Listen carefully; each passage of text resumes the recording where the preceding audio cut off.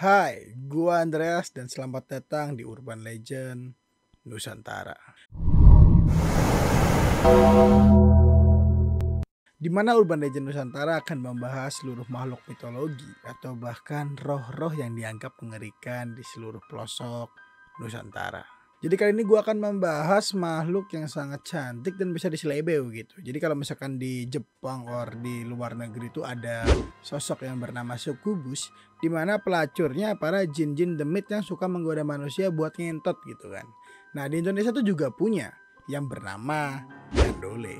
Mungkin dari kalian semua tuh masih belum tahu dan asing dengan sosok yang bernama Kandole ini. Tapi Kandole ini merupakan makhluk mitologi yang berasal dari Sulawesi Tenggara, yang sangat dipercaya oleh salah satu suku di sana yang bernama suku Tolaki. Jika kita berbicara tentang sejarah bagaimana Kandole ini tuh bisa ada, jadi dipercaya oleh suku Tolaki bahwa Kandole ini tuh berasalkan dari dendam-dendam para wanita yang dibantai ratusan tahun lalu. Jadi Kandole ini tuh udah ada sejak ratusan tahun lalu, bahkan sejak abad ke-17 gitu. Jadi pada masa-masa itu di mana perempuan tuh hanya diperbolehkan menjadi istri ataupun budak di dapur. Jadi banyak sekali para pria ataupun raja-raja pada masa itu semena-mena kepada para wanita. Di mana wanita itu seringkali digengbeng ataupun dipaksa untuk berhubungan badan berkali-kali. Dan ketika udah nggak bisa dipakai lagi itu memek tuh langsung dibantai dan tubuhnya tuh ditinggalkan begitu saja. Bahkan ada beberapa cerita yang mengatakan bahwa setelah si wanita itu nggak berguna tuh langsung digorok, kemudian dibuang ke pinggiran hutan tanpa dimakamkan sama sekali.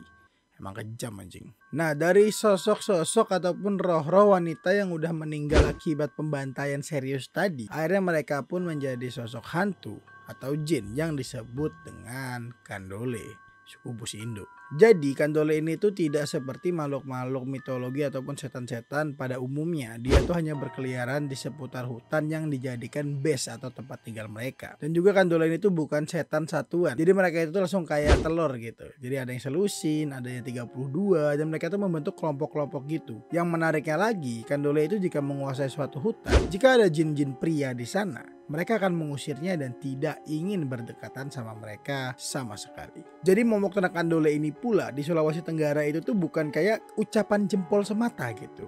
Jadi udah banyak saksi-saksi dan bahkan ada banyak korban-korban akibat keganasan dari Kandole ini yang sedang membalaskan dendam. Yang menjadi menariknya lagi, mereka tuh tidak sama sekali menyerang anak kecil maupun kaum wanita. Karena mungkin pada masa itu dianggap kalau wanita itu juga ditindas dan anak-anak tuh tidak mengerti apa-apa gitu ya. Sehingga mereka tidak diserang ataupun diganggu sama sekali. Nah, secara fisik Kandole ini ketika menemui mangsanya ataupun orang yang akan dibunuhnya itu, dia akan mengubah dirinya menjadi wanita yang berparas sangat cantik, bertubuh mulus, putih, hidung mancung, pokoknya kayak menggoda banget sampai para lelaki jika melihat sosok Kandole dalam wujud sukubusnya itu langsung sange tak tertahankan dan langsung ngaceng gitu kan.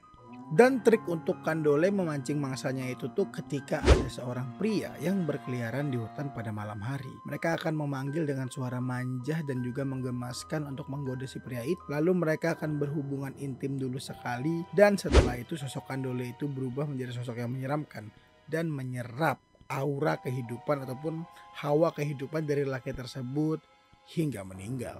Dan jika kita tuh berbicara tentang negeri kita Indonesia tuh kan apa-apapun akan dijadikan cuanisme. Sama seperti sosok Kandole ini, dimana ada beberapa oknum yang bisa kita panggil saja sebagai dukun gitu, sering menjinakkan Kandole ini untuk dijadikan PSK.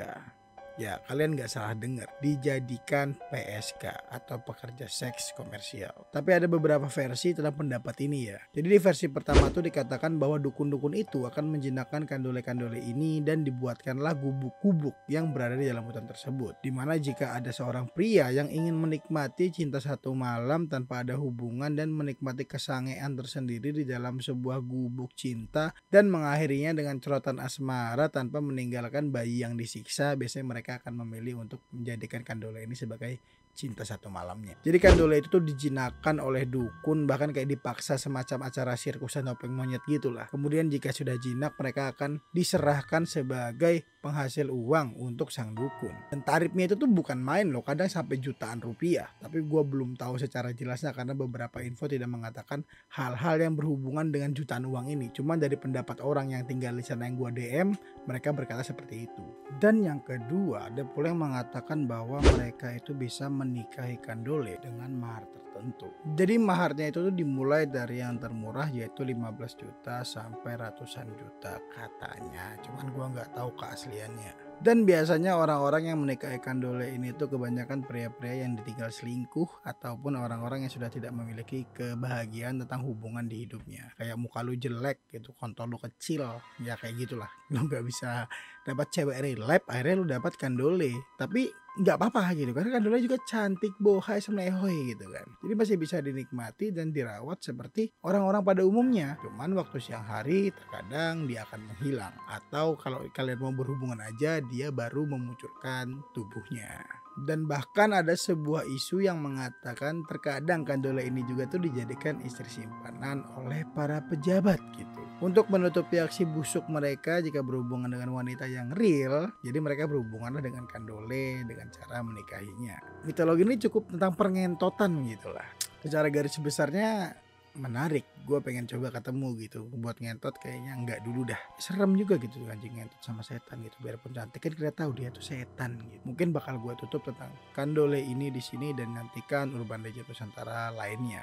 Jadi jangan lupa subscribe dan bagikan ke teman-teman kalian yang jones gitu. Siapa tahu butuh wanita yang menerima kalian apa adanya. Dan kalian cuma harus menyiapkan mahar uang, nabungnya rajin, dan akhirnya kalian bisa mendapatkan istri spek manhwa dan juga spek loli gitu, dengan cara menghubungi Kandole ini. Jadi sekian dulu, don't cry, keep smile. This is the Abu David Bar and we love you.